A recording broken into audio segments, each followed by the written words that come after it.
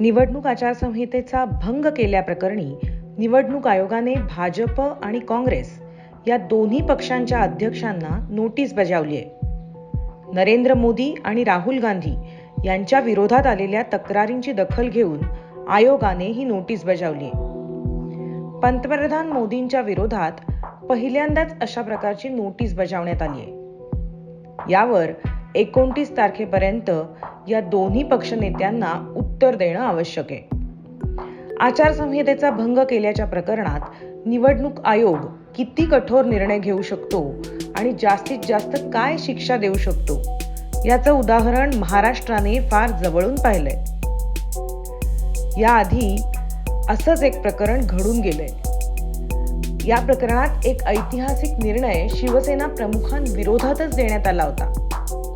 दस्तूरखुद्द बाळासाहेब ठाकरे यांना आचारसंहितेचं उल्लंघन केल्याप्रकरणात शिक्षा देण्यात आली होती. स्वतंत्र देशाचे नागरिक म्हणून पहिला मोठा अधिकार असतो तो मताधिकार, आणि बाळासाहेब ठाकरेंचा तो मतदानाचा हक्कच हिरावून घेण्यात आला होता, तेही 1-2 नव्हे 6 वर्षांसाठी. नेमकं काय झालं होतं तेव्हा? निवडणूक आयोगाने एवढी कडक कारवाई का केली होती? ठाकरे नेमकं काय बोलले होते आणि ठाकरेंची ह्या शिक्षेवरची प्रतिक्रिया काय होती? ऐका बखर लाईव्हच्या आजच्या पॉडकास्टमध्ये.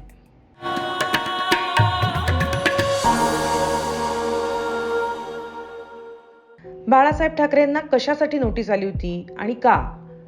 निवडणूक आचारसंहितेचा भंग केल्याबद्दल त्यांच्यावर काय कारवाई झाली होती ही 80च्या दशकातली गोष्ट ऐकण्याआधी मोदी आणि राहुल गांधी यांना निवडणूक आयोगाने पाठवलेल्या ताज्या नोटिसांमध्ये नेमकं काय आहे आणि कुठल्या वक्तव्यांबद्दल त्यांना नोटीस पाठवली आहे ते आधी बघूया.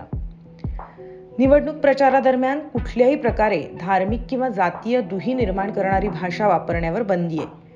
पंतप्रधान नरेंद्र मोदींनी राजस्थानातल्या बांसवाडा इथल्या प्रचारसभेत काँग्रेसवर टीका करताना हिंदूंच्या संपत्तीचं फेरवाटप करून मुस्लिमांना देण्याचा काँग्रेसचा डाव असल्याचं वक्तव्य केलं होतं. काँग्रेस सरकार आई तो मंगलसूत्र भी बचने नहीं देगी असं ते म्हणाले होते. या वक्तव्यावरच काँग्रेसने आक्षेप घेतला आणि आयोगाकडे तक्रार केली.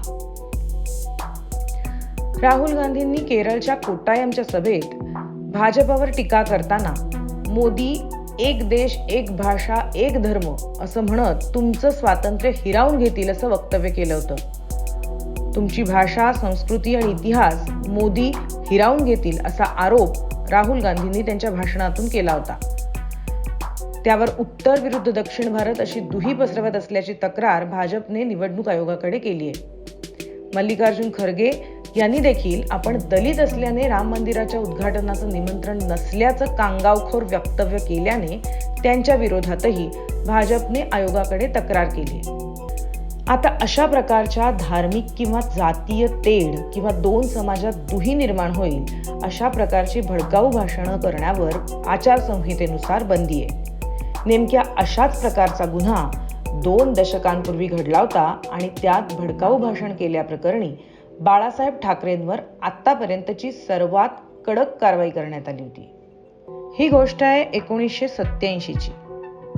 मुंबईच्या विलेपार्ले मतदारसंघात पोटनिवडणूक लागली होती आणि मुख्य सामना रंगणार होता प्रभाकर कुंटे विरुद्ध डॉक्टर रमेश काशीनाथ प्रभू यांच्यात. कुंटे काँग्रेसचे उमेदवार होते. निवडणूक लागण्याअगोदर ही जागा काँग्रेसकडेच होती.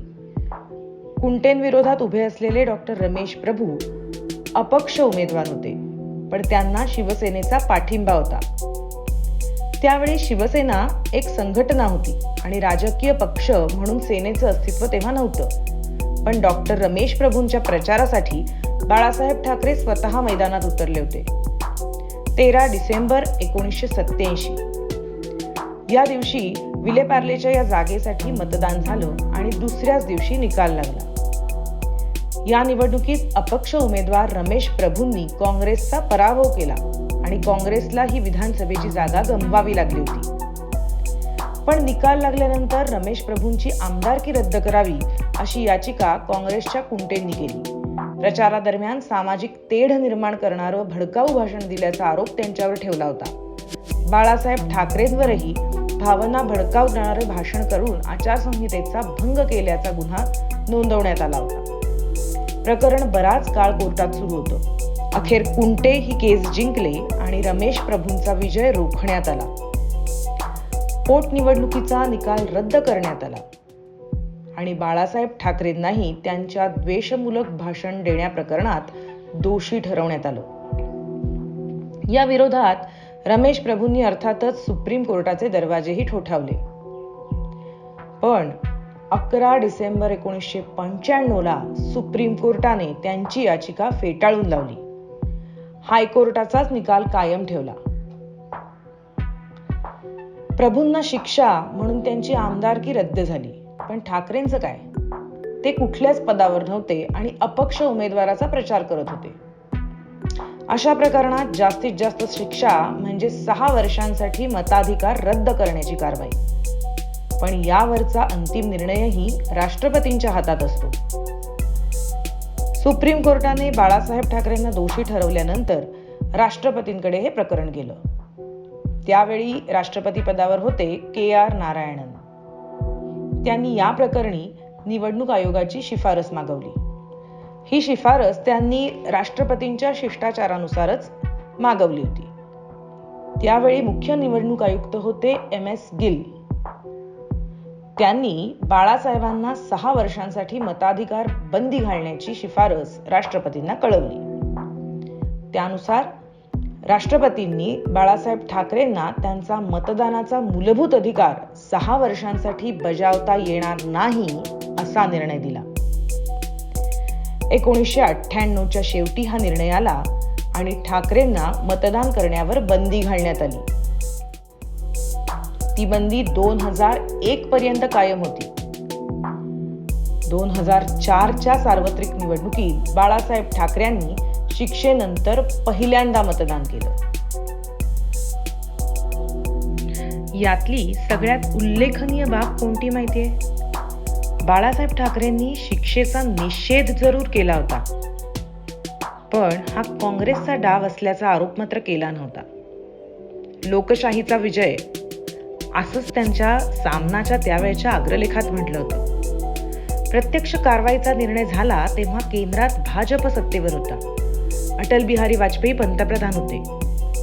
1999ला महाराष्ट्रात विधानसभेची निवडणूकही लागलेली होती.